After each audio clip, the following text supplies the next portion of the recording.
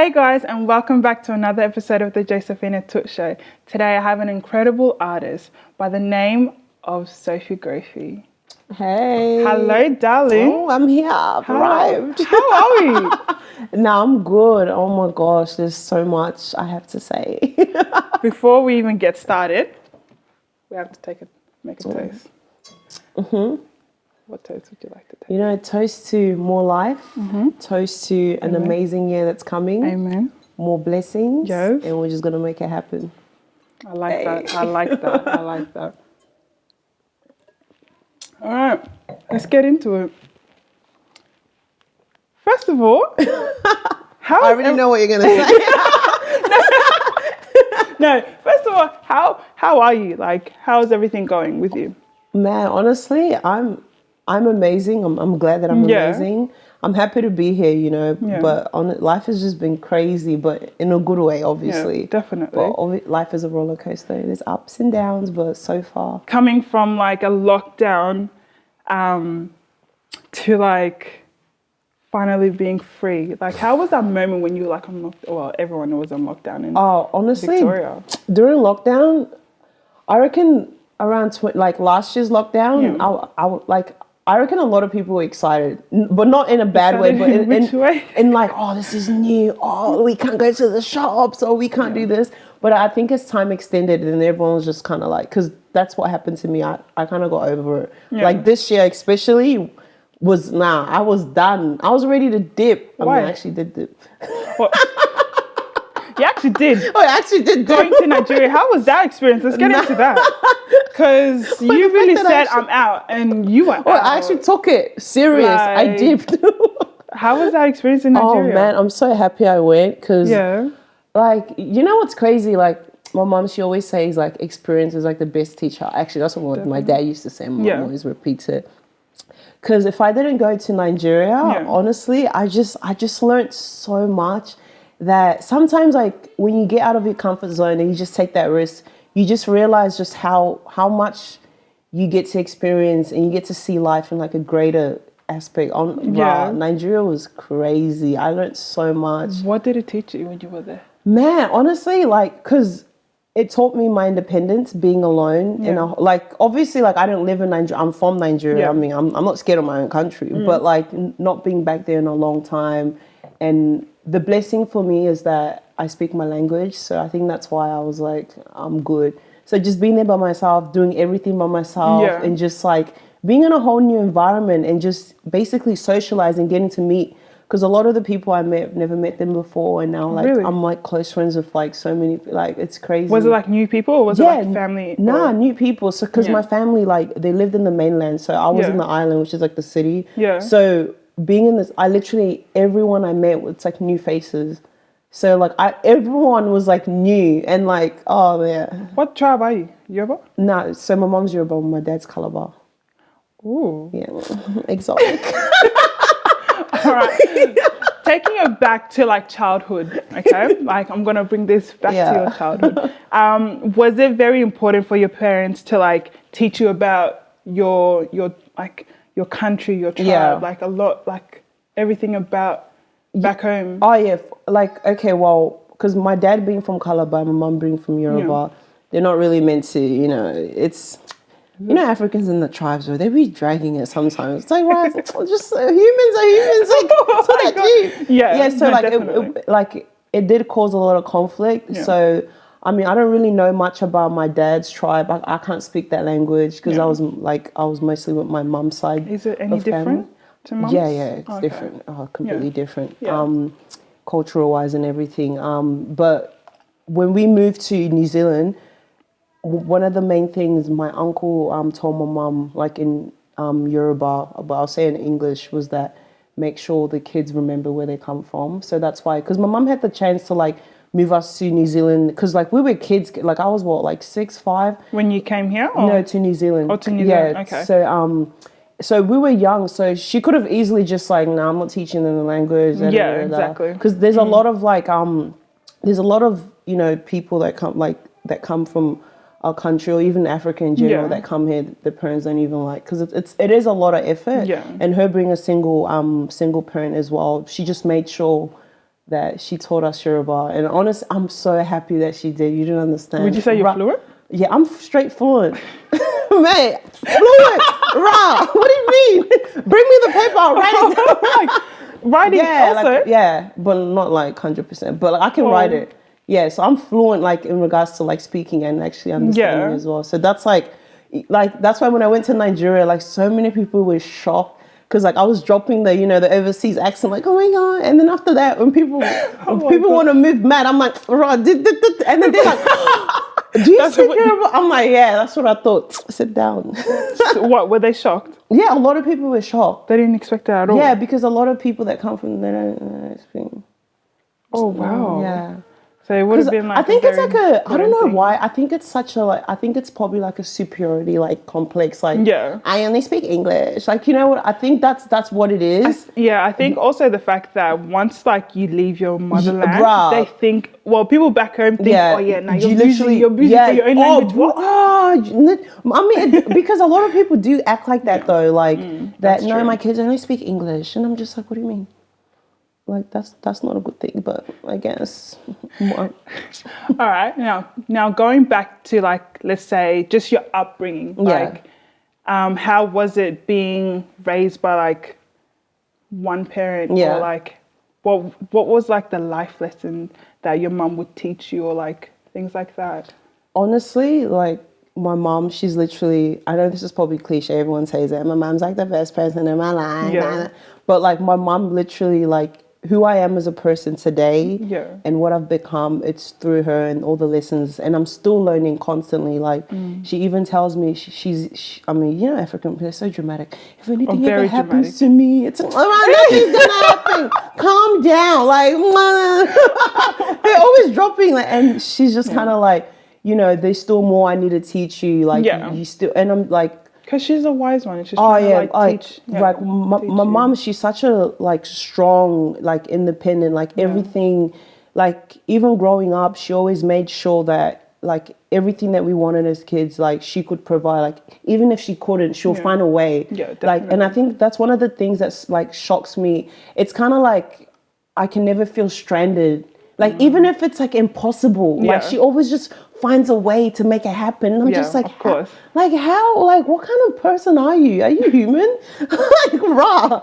Like and it's just kind of like through that I've just learned like, oh raw, like my mom's just one of the greatest people I know, and just that's morally everything, like who I am as a person honestly stems from her. How did that make you feel about not having like dad around and stuff like that? Honestly, I think because my dad passed away in 2015, but he was in Nigeria. Yeah.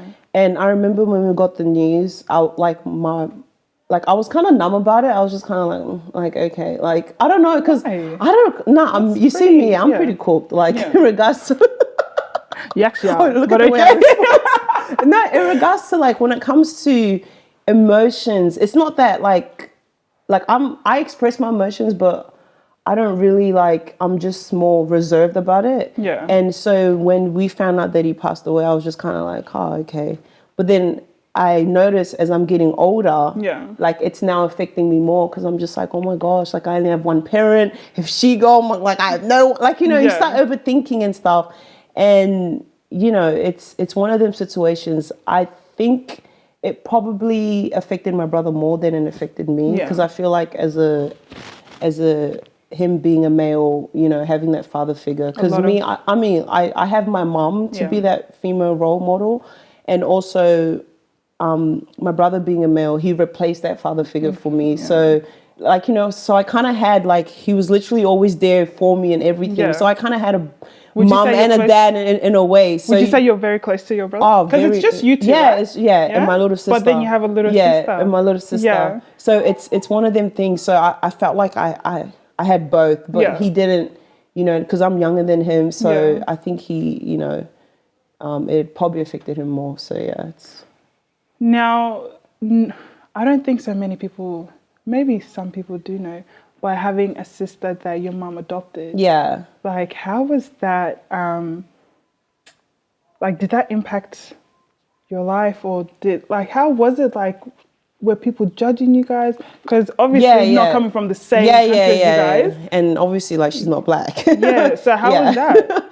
I think honestly, when she came, because she came to us when she was like little. She's now like 15. Yeah. I don't know. Like, I think she just blended straight into the family. That like, it's not even like, I don't know, like noticeable in a way that I didn't even think anything of it. But like at the start, did you get like any negative comments and stuff? Nah, like that? not at all. So it was just very calm. It's been pretty calm so far. Yeah. Except actually when we went and got her COVID, her second dose. Yeah. So I swear, some people, they have jobs, but they don't know how to do their jobs. Tell me about it. That's what the issue is. Some people need to get fired. So this lady, so when we went and stuff, obviously, like, we're black and then she's white, Yeah. And then next thing you know, like, she's basically asking, so can I see her birth certificate? And my mom, like, I turned around, I was like, what? Why do you need to see a birth? Like, she's already showed you, because she was trying to match, the last name. Yeah. And my mom was like, the name is not obviously gonna freaking match. Like, Obviously. what are you talking? Yeah, so it turned into a bit of a. They took it a step too far, huh? Yeah, that lady. And then one of the people working there, she had to come and apologize. Like, I'm so sorry. Yeah. And then the lady even apologizes. Oh, I'm so sorry. Oh, get out of here. Take your sorry and take my move, please. But that definitely would have been like a that was the first time yeah. like something like that's ever happened. But like, I think I don't know, like, like that was the first time. I was quite shocked about it too. But you see people, people so that surprise me. all these years of you guys having her like within the family, we've never encountered any like racist or any, that was the first time. That's why we were so shocked about it. Like, bruh, first of all, I swear a lot of the people that are doing us, don't they like employing and I know I'm not gonna say it. This world is very different. They be employing. That's all you can say. The word's cooked. But what about you as a child? Like, you like coming up, did you, because a music artist, like, did you ever envision yourself when you were younger, like that you would be into music? Because the funny thing is that your degree has nothing to do with music. Which is so funny, because your degree has nothing to do with music. It's like the complete opposite. You're like, you graduated in psychology, and tell me, where does that come to play? Right, you see me, I'm cooked. Like, tell me about the younger you. Okay, so with music, initially, you know, every kid starts off like dancing in their room, like singing. And I started off doing that, but I started off dancing as well. Like, I was more of like a dancer when I was a kid. And do you remember like jerking? You're a jerk. Yeah, so that was how it was. Did you have a Dougie? So that was how basically I got into music. Okay, because my brother and I, like, we used to dance and stuff, and then I was just like, yo, like, imagine like we create our own song. Yeah. Bro, you know what? We used to record through the phone. You know, one of them like we used to like record, and then I will play the song like a beat through YouTube in the background, and then we're spitting. Oh my and then we're spitting on the God! phone. And then I remember, like, I took it to school. I showed my friends. They were like, "You didn't write that." I was like, "Oh, okay. You don't believe me? That means I'm lit." But you still did it though. Exactly. So then ever since that day, I've just been doing music. And then I did like a talent show at school. I did Nicki Minaj, because, you know, that was the... Super bass? No, I did this other song and it had swear words on it. And then I got kicked off the stage because I was swearing. Get out. Get out. That's what the teacher was probably thinking and doing. Right, imagine, this was in the front of the whole school. And the moment I'm like, that's the lyrics. Like, was this a New Zealand school? Yeah, this was a New Zealand school. Oh my goodness. So at that age, like, I didn't understand. I was like, boy, why am I getting kicked out? Like, I didn't. Were you the only black person in that school during that time? Oh, there was probably like 4. Oh, okay. Yeah. So at least some of them knew Nicki Minaj. At least I had backup. Yes, that's true. So then I went on the stage, you know, I started swearing and stuff. Oh my God. And then I kicked off. And then everyone was gassing me up. Nah, you would have won if that. when everyone starts lying, and when they start telling you, nah, if that didn't happen, you would have won. And then I was like, yeah, I know, I was the best. Take two? Go back for what? Oh my God. So then, since that day, I've been oh my God, I'm actually crying. Yeah, I've been doing music since that day and stuff. And how old are you at that time? Like, I was probably like 13. oh, yeah, straight, like fresh. But music kicked in like younger. Oh yeah, music kicked in when I was like 11. Yeah. Yeah. Oh, that's 11 or 12. Yeah. Good. Yeah, I was. The Sophie back then, music-wise, compared to the Sophie now, how much difference is that? It's a massive difference. In what way? In regards to like back then, I didn't know my sound. I didn't even know what I was doing. I was just doing even like writing wise, I was just making words that didn't even make sense as long as it rhymed. Like just but now it's like obviously I'm a lot older and stuff, and like understanding music, just understanding it. Yeah, it's completely different to when I was doing it back. And before it was a hobby. Now it's a career. That's actually very true. Yeah. So what are you telling me that purple stage of your life? Oh no. The purple hair, the purple's still everything. in it. The purple's still happening. No, I just have my seasons. Some days. Is purple still your favorite color? Yeah, I still be doing purple. What was the name of your first mixtape? Purple Larry.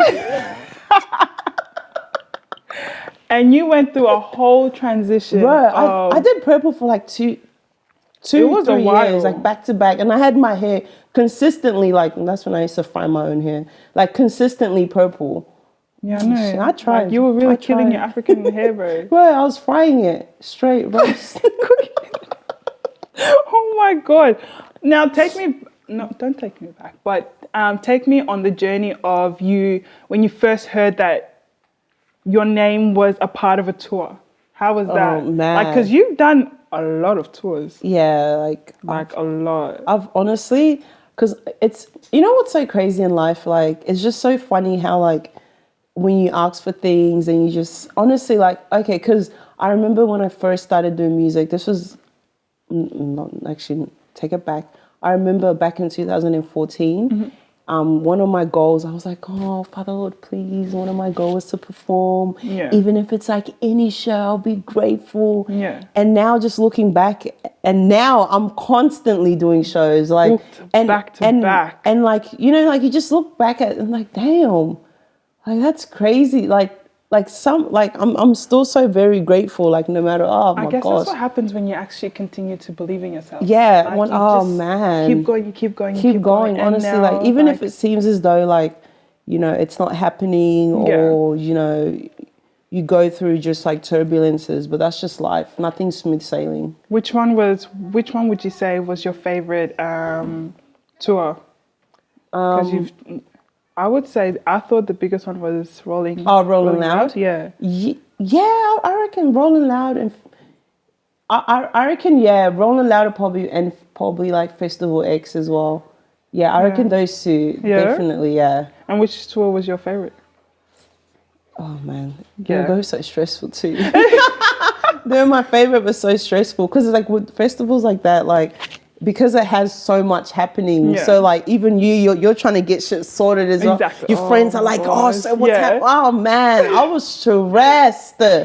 Oh my gosh. Oh, take me on that journey of how do you prepare yourself to, like for these festivals or like for any tour? How do you prepare yourself? Honestly, I just make sure that my list for my songs that's ready. But usually I usually don't put a list on. I usually just go with like the vibe on the stage. Yeah. And I make sure my mum's sorted. Yeah. Because she's always coming and stuff, and my friends are sorted. And then I just make sure I don't drink before I go on stage. And anyways, but don't you sometimes need a little some no, because I get too excited and then next thing you know, I'm over shouting. Jumping on the crowd. I remember the first time I ever drank and I went on stage. This was like back in 2015. Yeah. Oh my gosh. Then? Nah, like Like, you know that moment, like, you're just saucy for no reason. And you're just excited. You're jumping, like, and then, like, you're not even, like, you don't even care if, like, other people aren't on the, like, you're just That's happy. true. You know what I mean? And, like, you see me, I want to know what's happening. We can do the show and then we can, but even, like, whenever, like, even I'm done on stage and stuff, I even, like, I usually don't turn up on like, when I perform, because now Yes, you do? No, when I perform now, like, not really. Because it's so stressful that, like, the stress. I think there was a video that I saw of you where, yeah, yeah. What Better video? start doing it. Hey, what are you talking about? Which one? There was like, I think this was like a laundry bar performance or something like that. You were actually in the crowd. Oh yeah, and you were like performing and things as in, like that. when I mean turn up, as in, like, I don't drink or like, okay. like after my show, I don't know what it is. I think it's because, like, just everything, the commotion, like, it's just so, like, there's so much happening that, like, because I feel like I'm just in charge of everyone, you know, and, like, all my friends that are coming to see that, like, it's just alone. I'm like, you know what, it's all right. We'll just end this night and just yeah. So then, what is the way for you to celebrate after? Oh yeah, like, usually when we go out. What do you do? Oh man, we club. Go out with. We do gatherings. We hire a house. We turn up. What was that moment like when you first heard your song on the radio, or like your song being played by, like? Oh man, there's no moment to even express. Like honestly, like, as each, like, blessing that comes to me, like, every day I'm just grateful, like, because even some of the opportunities, I'm just like, that's why you know, I always tell people, you know, in life it's good to be satisfied, because, you know, sometimes we're constantly chasing, and that chase, it's never going to end. Exactly, you know what I mean? Like, even if you get to the top, you're still chasing There's to be still higher than the something top. there, You know what I mean? Like, even if you become a millionaire, you still want to be the, like, it just goes on. But then, you know, sometimes it's really good to just look back and just be satisfied with the things that have happened so far. And, you know, I always just make sure to look back and just, like, and each time I look back, I'm just like, bro. Did you ever think that could happen? Honestly, I mean, I had faith, but you know, sometimes, like, we pray to get to where we want to be. So it's like, when we actually do get it, it's like, oh my God, like, wow, this life is crazy. Like, it's a journey. Oh man, and it's still a journey. Like, even being on a billboard, that would have been the best feeling ever. And being, what was it, number one on, was it Spotify? No? What was it? It was one of the music. Was it a house track? No, like, you were the number one of, I think it was Yeah, I'm pretty sure it was Spotify. I'm pretty sure it was. No, it wasn't. Maybe I don't know. Maybe I don't know my shit. You were actually number one. Like, you had the number one hit, or like the number one more, like, streamed music. Oh. I did my studies. So okay. I didn't do mine, but I don't know. Oh, I'm here like, oh shit. Let me. Oh yeah, you're right. Knowing me. Oh my God. But yeah, so just those moments like that, did you ever, like, think that could ever happen? Because from a girl that was just putting music out just for the fun of it, first of all, and then now it's like, hey, I can actually do this. Like, wow, this is a whole ass career, man. Like, it's so crazy. That's why, like, even starting off with music, it started off as a hobby, and as I said before, and it's like, now that the only reason why I'm doing it as a career now, because, you know, Mandem's graduating, my mom's let me breathe, you know, but, you know, just, you know, music as a career in general, that's just crazy, because it's, being an artist, it's fun, it comes with, like, so much, you know what I mean, like, the stress, the ups and downs, but also it comes with just, you meet so many amazing people on the way, you get to learn so many experiences, and it never ends. Was, like, going back to what you were just saying, that graduating was it like more of like Hey, you better graduate before you take this music serious. Like, your mum was not playing that game. My mum didn't bring me all the way from Nigeria and do all that struggle for me to come in back. I want to be a rapper. Oh my God.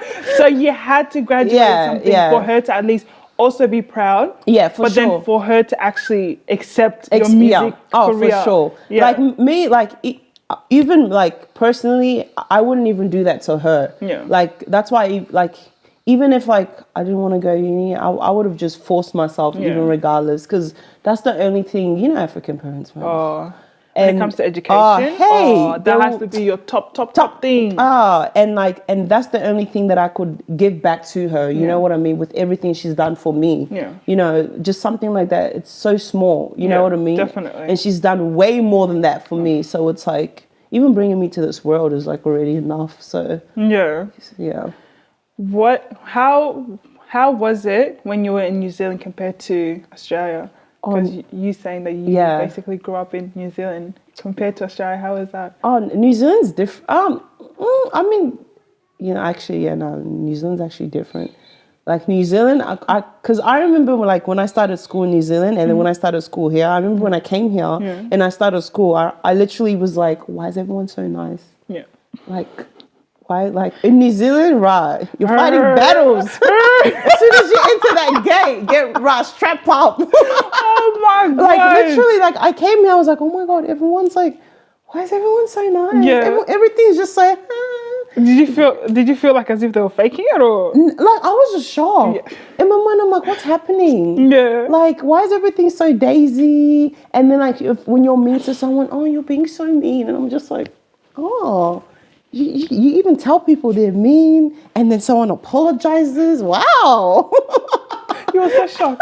I was shocked because in New Zealand, you see me, Mandem's experience. Hey. What was it? Walk me through that. New Zealand's just crazy. Like, because I remember obviously like when my brother and I first started school in New Zealand, like we were literally the only like 2 black kids in the whole school.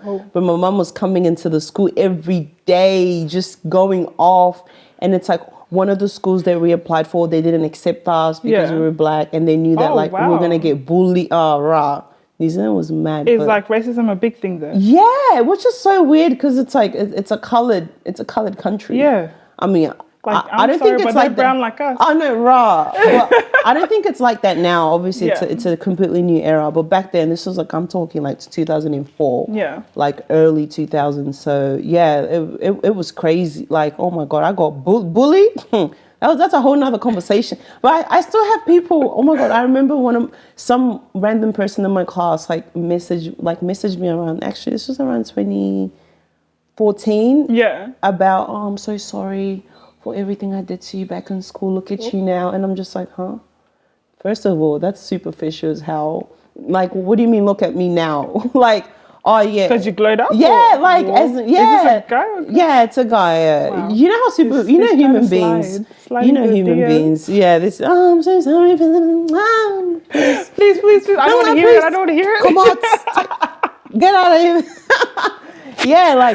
Because in New Zealand, it was crazy. And then compare that was literally when I realized I was different. Yeah. Because obviously, like coming from Nigeria, everybody black. Yeah. So then, like, because I was a kid, so then coming, like, I thought it would just be the same reception. Okay. But then when I came to I was like, oh, wait, there's a color thing. Oh, there's actually, that was when I learned racist. Like, so imagine as a kid just being in that environment and just realizing that you're so different. Yeah. And, you know, the color of your skin was an issue. Oh, it was crazy. Oh, wow. So then how was Australia? Not, because you literally just said that there was a lot of nice people and everything like that. But what else was different for you in Australia? Having in Australia, I reckon one of the different things I'll say is that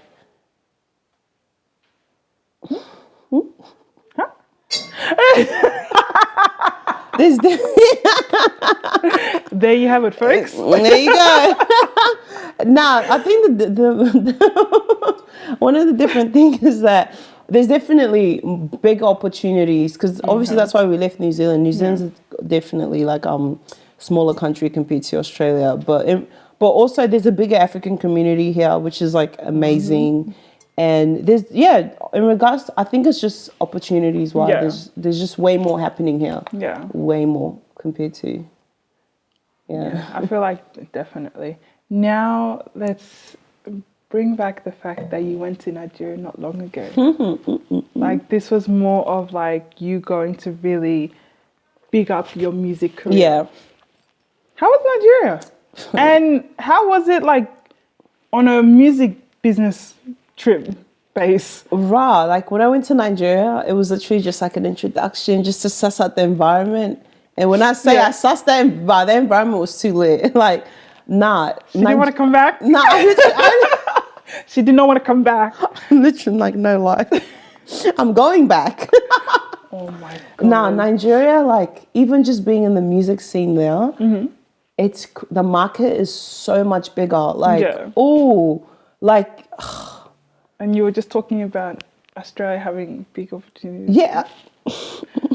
See what I mean? But like sometimes, like when you get too comfortable in your zone, and you don't leave, and then once you leave, you realize just how big the world is. Exactly. Like honestly, like I remember like when I was in Nigeria and I was in my hotel, I was literally just like, I'm literally on the whole, like I'm on the other side of the world right now. Like I was literally just tripping about the whole thing. Like, I'm literally far away right now, and like this whole place is like completely like different faces, different environment, just different everything. And I was eating like crazy. Oh my gosh, just everything was just their clubs in Nigeria is mad.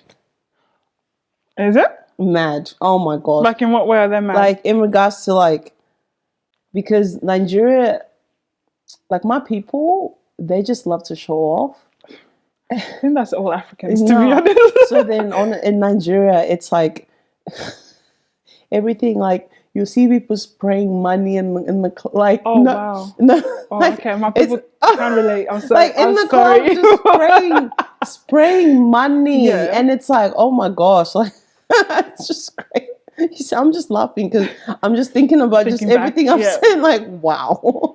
But then, what about like music-wise? Like, you dropped a song when you were there. You dropped a music video and everything. Like, in that moment, how was it like compared to when you drop music here and do music videos here? You see, you see that music video? So much fun. I was having every day was like adventure. Yeah. Like when I did that music video, oh my gosh, like even just the day, everything just went so smooth. Yeah. Everyone was just so like nice and everything.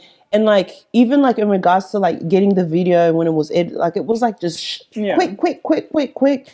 And man, as I said, music in Nigeria is just like different. Like I think it's because I think in Nigeria everyone just has that hustle mentality because there's no such thing as someone doing it for you. Like no one's going to give you money for free. No one's going to give you this for free. So I think that's why everyone's hustling because, and I think that's why Nigeria, everything's so fast paced. Would you say that there's like support there? Oh, like, 100%. Yeah. 100%. And also because like I reckon being in Australia, it's so funny. When I went to Nigeria, I was literally like, oh my God, like I just felt so not lazy in a way, but I was just like, oh my God, look at everyone. Everyone's just like, pop.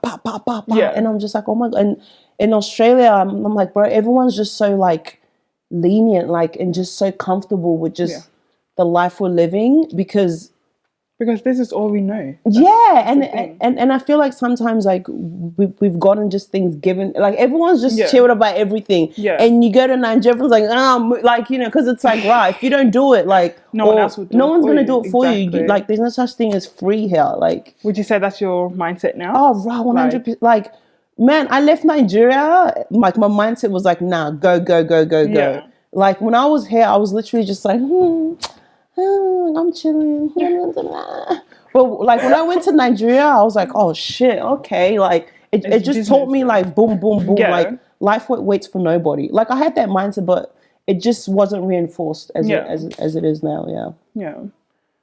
Well, that's quite a journey. Oh man, I learned so much. That's quite a journey. Like the fact that it had to get to a point where you go to Nigeria by yourself too. and really look at things differently. Yeah. Because I think if you stay here in Australia, you would be way too comfortable. Oh, way too comfortable. Like way, and with me, I don't like comfortability. Like I don't like me. I like to take risks. Like even if it works out, if it doesn't, like as long as like I took it. Like you know what I mean. Like in life, you just can't be comfortable because comfortability gets you nowhere. Yeah. Like it only gets you in the same spot you're in. Before we get to like a nightcap question, what advice would you give to the younger generation or younger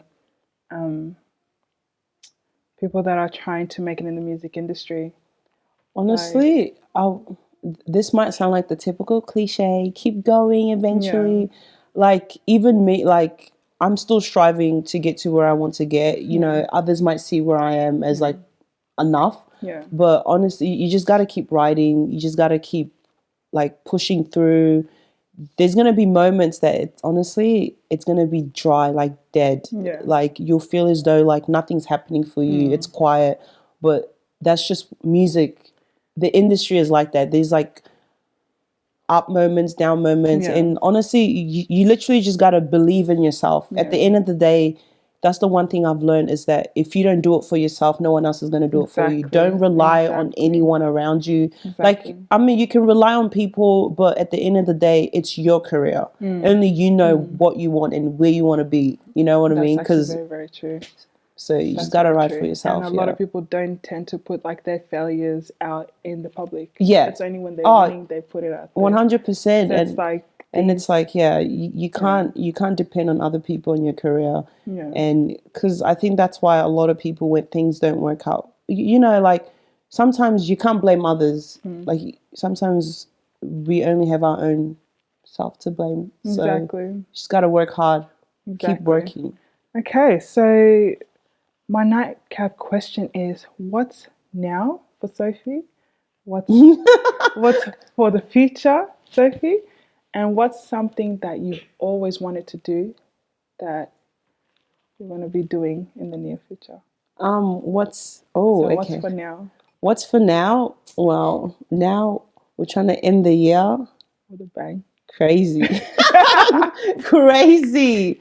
So shows, and then I have a song, the video that I did in Nigeria that's dropping in like end of January. Yeah. And what's coming in the future is just honestly more music, more opportunities, more blessings, definitely prayers, you know, to be where I want to be. And what's something that you've always wanted to do? Oh, man, so much. That you haven't done yet? You know what? Like in regards to music or just anything? Just anything. I actually want to go bungee jumping, but...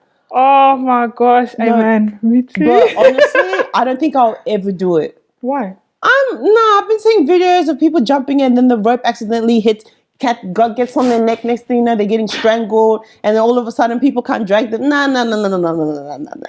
look here, you see me. So wait, how is that going to be something that you want to do but you're not going to do it? You know what's cool? You know, because you know what, like, me, I want to do stuff, but then I'll go on YouTube and then watch the bad stuff and then I scare myself. But why are you projecting fear on yourself? I don't know. I want to do mine, but I know deep I will never do it. Yeah. But you know what? I want to do it. In the near future. If you see her on her Instagram jumping, she finally did it. Photoshop it. Honestly, it has to get to that point. But this has been such an amazing conversation, and I really enjoyed just bringing you along and to get our viewers to also see another side of you, because we know you for your music. Yeah. And it's like, no, I want to get to know Sophiegrophy like in a deeper level, and they finally got to discover that, and it's honestly amazing. And you keep doing what you are doing because we see you. Nah, thank you. I really appreciate it. It's amazing. Nah, honestly. Thanks for supporting me. Like that supporting? Alone. She has a whole blue tick. What? Don't forget about that. Nah, that alone. Just anyone. Trust me, man. That alone, support is like literally like as an artist, like it's literally everything to us, especially me. And it's like, because without support, where are we? Besides your family being Yeah. the biggest support My system, family is crazy. Yeah. like everyone else is an extra. It's a bonus. Yeah. So thank you guys so much. Literally appreciate it. Without you guys, there's no me. So thank you. And coming from school to here. Oh, Rob, amazing, amazing. But thank you so much for watching and stay tuned for the next video. Peace out.